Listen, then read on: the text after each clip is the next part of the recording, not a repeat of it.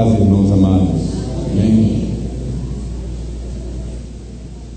Tem alguns irmãos que acreditam que Jesus vai voltar num dia de domingo. Talvez a igreja reunida.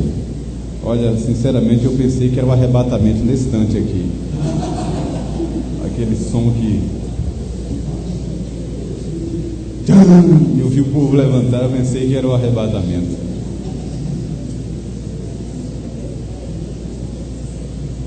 Irmãos, lembrem de orar, agora mesmo, em espírito de oração, dos nossos filhos que estão fazendo vestibular, vários jovens da igreja, para Deus abençoar, trazer à mente aquilo que estudaram, que eles sejam bem-sucedidos. Vamos orar então agora por isso.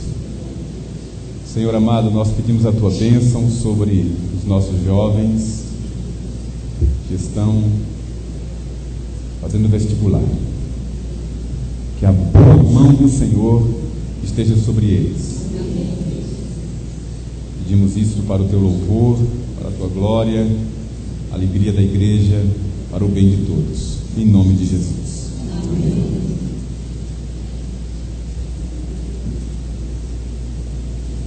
Irmãos, a boa ou o bom siso me diz que eu devo ser objetivo,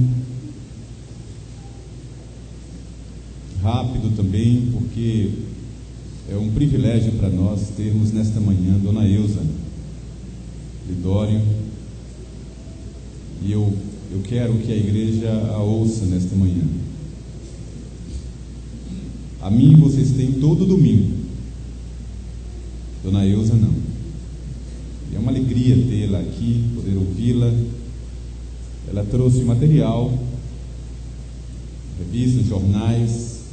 Tem um material lá na porta que você não vai poder deixar de levar. É para a edificação, é para o crescimento espiritual. E eu faço questão que você dê uma olhada, pegue e leve o seu. Quando terminar tudo, lá na porta tem o material que Dona Eusa trouxe. Mas eu quero partilhar em alguns minutos com vocês uma passagem que mexeu o meu coração. Imaginem vocês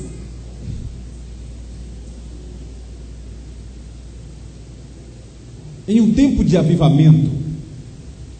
Imaginem, tentem seguir o raciocínio comigo. Em dias tão próximos da presença física de Jesus entre os crentes, os próprios apóstolos que andaram com ele, caminharam com ele, viram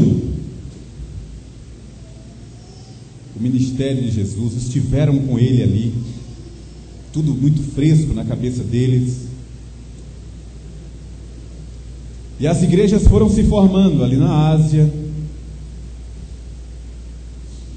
todas aquelas regiões onde a igreja ia se espalhando, os grupos iam se formando e várias igrejas foram se formando naquelas regiões. Igrejas iniciantes, a maioria delas com os seus defeitos, suas doenças, e o apóstolo São Paulo foi escrevendo para essas igrejas para corrigir os defeitos, os problemas, colocar um prumo. O padrão era muito alto. Agora vocês imaginem o que é um apóstolo zeloso. Não sei se a palavra é boa, mas é só para ilustrar. Cri-cri, detalhista, como Paulo, escrever para uma igreja, uma dessas igrejas, só para elogiar. Imagine o que é isso.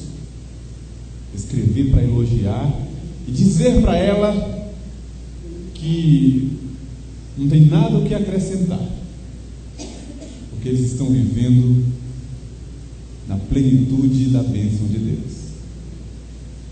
Deixa eu ler esse texto para vocês. Abra sua Bíblia. Primeira carta de Paulo aos Tessalonicenses. Você que está em casa, na frente do computador, participando do culto conosco, pegue a sua Bíblia também para acompanhar a leitura, colocar os olhos nas sagradas letras. Primeira carta de Paulo aos Tessalonicenses, capítulo 1. Eu vou ler pausadamente, acompanhe aí, por favor. Paulo, Silvano e Timóteo, à igreja dos Tessalonicenses, em Deus Pai e no Senhor Jesus Cristo, graça e paz a vós outros. Damos sempre graças a Deus por todos vós, mencionando-vos em nossas orações, e sem cessar, recordando-nos diante do nosso Deus e Pai, da operosidade da vossa fé, da abnegação do vosso amor e da firmeza da vossa esperança em nosso Senhor Jesus Cristo. Reconhecendo, irmãos amados de Deus, vossa eleição. Porque o nosso Evangelho não chegou até vós tão somente em palavra, mas sobretudo em poder, no Espírito Santo e em plena convicção, assim como sabeis ter sido o nosso procedimento entre vós e por amor de vós. Com efeito, vos tornastes imitadores nossos e do Senhor, tendo recebido a palavra, posto que em meio de muita tribulação, com alegria do Espírito Santo, de sorte que vos tornastes o modelo para todos os crentes da Macedônia e na Acaia, porque de vós repercutiu a palavra do Senhor, não só na Macedônia e Acaia, mas também por toda parte se divulgou a vossa fé para com Deus, a tal ponto de não termos necessidade de acrescentar coisa alguma. Pois eles mesmos, no tocante a nós, proclamam que repercussão teve o nosso ingresso no vosso meio, e como, deixando os ídolos, vos convertestes a Deus, para servirdes o Deus vivo e verdadeiro, e para aguardardes dos céus o seu Filho, a quem ele ressuscitou dentre os mortos, Jesus, que nos livra da ira vindoura. Aleluia.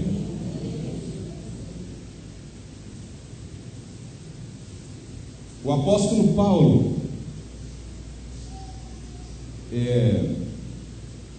dentre os apóstolos que escreveram cartas, é o mais zeloso, o mais enfático,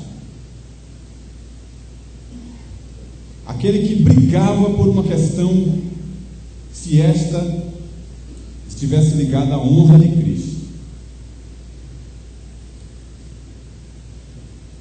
Foi o apóstolo que não deixou passar minúcias.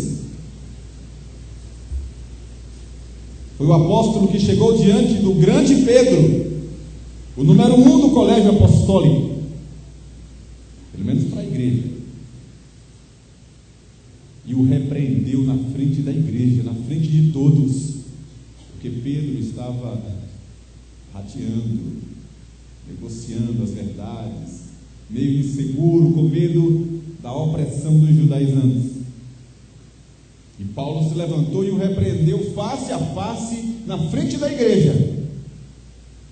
Esse era Paulo, que escreveu 2 cartas a Timóteo, que era um homem de Deus, um servo de Deus, mas Timóteo estava numa igreja meio complicada, cheia de líderes que achavam que sabiam mais do que ele, mais do que todos. E Paulo teve que escrever para Timóteo apelando à verdade, dizendo: Timóteo, Deus não nos deu espírito de covardia, mas de poder, de amor e moderação. Não te envergonhe do Evangelho, nem desse encarcerado, que sou eu. Combate o bom combate da fé, firmado nas verdades que você aprendeu com a sua avó e com a sua mãe. Paulo era assim, zeloso, criterioso e minucioso nas coisas de Deus. E ele escreve esta carta, esta passagem, para uma das igrejas que ali estavam, a igreja de Tessalônica, dizendo que ela tinha se tornado um modelo para todas as demais igrejas, o exemplo de todas as demais igrejas, ao ponto de repercutir não somente na Macedônia e Acaia, regiões mais próximas, mas por toda parte, o ministério, o serviço, a vida daquela igreja. Então, nesses poucos minutos que quero dedicar a essa meditação, deixe-me destacar deste texto, do que Paulo disse, 3 coisas que ele colocou num único versículo, que caracterizam essa igreja sensacional, elogiada pelo apóstolo Paulo. Então ponha os olhos, por favor, no verso de número 3. Neste único verso, ele dá as características dessa igreja elogiável, dessa igreja modelo, para todas as demais igrejas naquelas regiões e, naturalmente, para a igreja da Bahia e qualquer igreja do Senhor. Vamos ler juntos o verso 3. Recordando-nos o nosso Deus, Pai, da operosidade da vossa fé, da abnegação do vosso amor, da grandeza da vossa esperança em nosso Senhor Jesus Cristo. Pronto. Aqui estão as características dessa igreja que se tornou um modelo. Primeiramente, a operosidade da fé daquela igreja. Eu vou apenas dizer o que é que está por trás dessa frase. Vocês lembram que o apóstolo Tiago teve que escrever a respeito da fé sem as obras e obras sem fé. Uma porção inteira sobre isso. Havia uma disputa doutrinária, teológica, a respeito disso. Alguns que diziam que o que importava era a piedade ligada a Deus, num plano vertical. Minha vida com Deus é o que importa. Estou salvo, estou caminhando para o céu, o mundo não mais interessa, não há qualquer aplicativo, qualquer link, estou ligado com os céus. Na outra ponta, no outro extremo, aqueles que faziam muitas obras num plano horizontal para chegar ao céu. E o apóstolo teve que escrever que a minha fé me move às obras, que a fé sem as obras é morta, mas que também as obras sem a fé são improdutivas. É nesse contexto de disputa doutrinária, teológica, muitos pensamentos, que o apóstolo Paulo também trata sobre isso, como uma marca daquela igreja, modelo, uma fé operosa, uma fé de verdade, uma fé com ações, uma fé prática, uma fé que desembocava em ações práticas. Eles viviam aquilo que a igreja primitiva desenvolveu, aprendeu, recebeu e desenvolveu no seu ministério. Eu digo a igreja primitiva, a igreja de Jerusalém, a igreja que recebeu a visitação do Espírito Santo no dia de Pentecostes, aqueles 120 irmãos que estavam reunidos ali. Então eles partiam pão de casa em casa. Não deixavam ninguém passar necessidade. Havia tempo de tribulação, como o próprio texto que eu li afirmou aqui. O tempo era de tribulação. E assim como os crentes de Jerusalém, visitados pelo Espírito Santo, os crentes de Tessalônica, da mesma forma, repartiam tudo o que eles tinham, de modo que ninguém passava necessidade, porque a fé que eles receberam desembocava em ações práticas, em favor dos outros. Eu lembro de Barnabé, um desses líderes da igreja primitiva. Ele foi apelidado de homem de consolação, pelo ministério que desenvolvia. E ele tomou dos seus bens e repartiu para outros. E essa era uma prática daquela igreja, de observar, notar aqueles que passavam necessidade, e então eles ajudavam. E é nesse contexto que o apóstolo João também escreve a sua carta. E ele diz assim: ora, aquele que tem recursos deste mundo, bens materiais, e vir o seu irmão passar necessidade e fechar-lhe o coração, como pode permanecer nele o amor de Deus?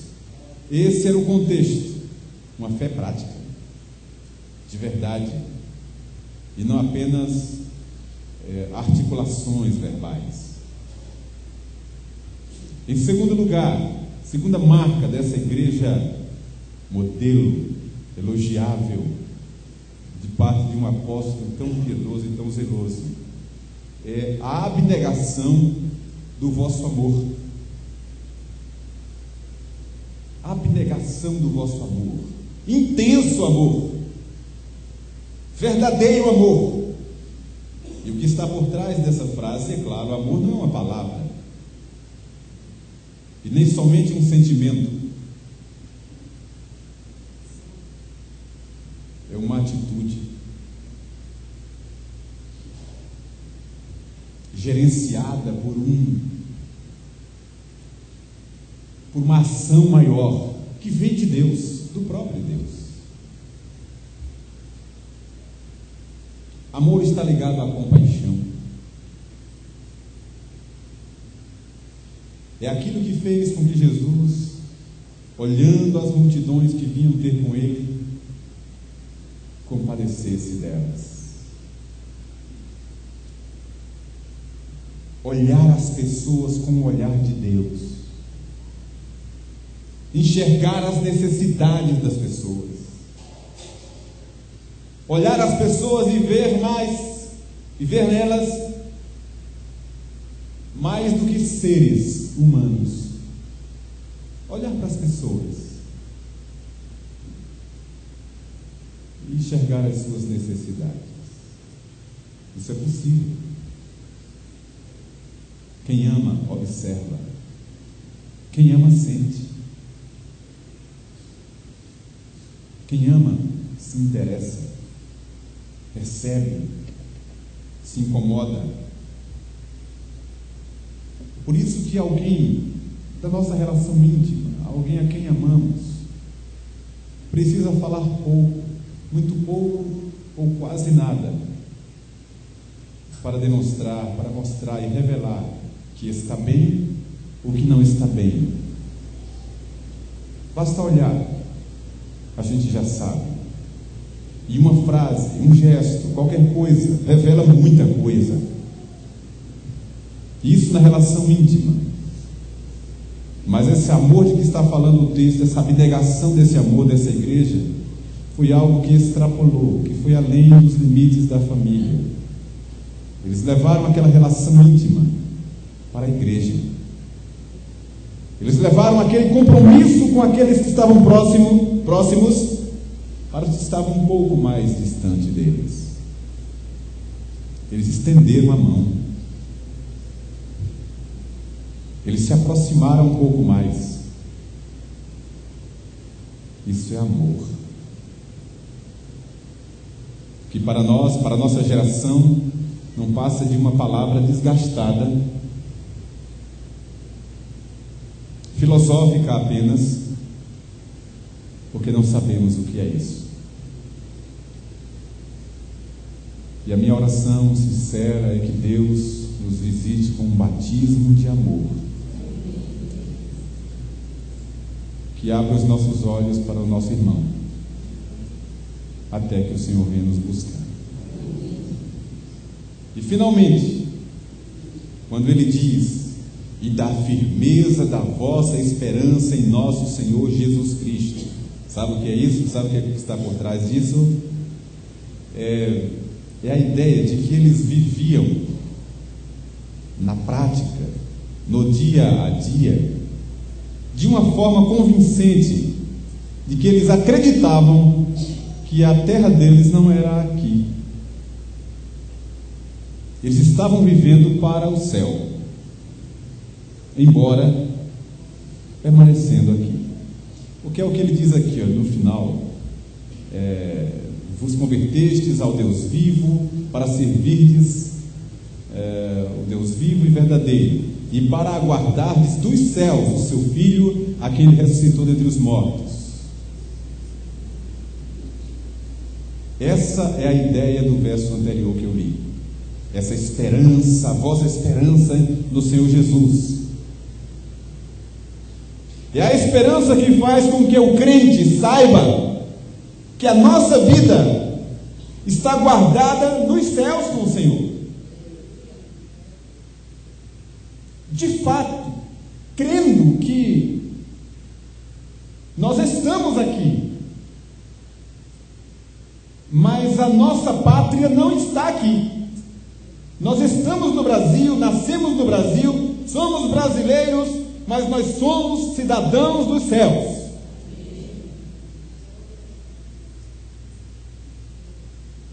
Deus irá nos chamar para casa. A nossa verdadeira casa não é aqui. E quem disse foi o Senhor Jesus, a quem aguardamos. Ele disse: vós não sois deste mundo, como eu também não sou. E disse que foi preparar lugar para que onde Ele está, estejamos nós também. O crente é aquele que aguarda os céus enquanto trabalha aqui, mas que espera a cada momento, a cada novo dia, a cada situação, a manifestação do Senhor nos ares. Essa expectativa, este sentimento faz com que a gente se desapegue às coisas desta vida e se apegue com mais firmeza, como diz o texto, às verdades espirituais. Então, uma igreja cuja fé não era só vertical, mas era uma fé prática, com obras. Uma igreja que estendeu as mãos, verdadeiro amor, sincero amor, abnegado amor. E uma igreja que vivia aqui, com os olhos nos céus. Paulo disse que era uma igreja modelo, uma igreja elogiável, não tinha o que acrescentar, estava bem demais, louvado seja o Senhor. E é para essa igreja que Paulo escreve, não é o caso de eu comentar nesta manhã, é só, como diz o presbítero Daniel, en passant. Você já foi na França, Daniel? Tá? En passant.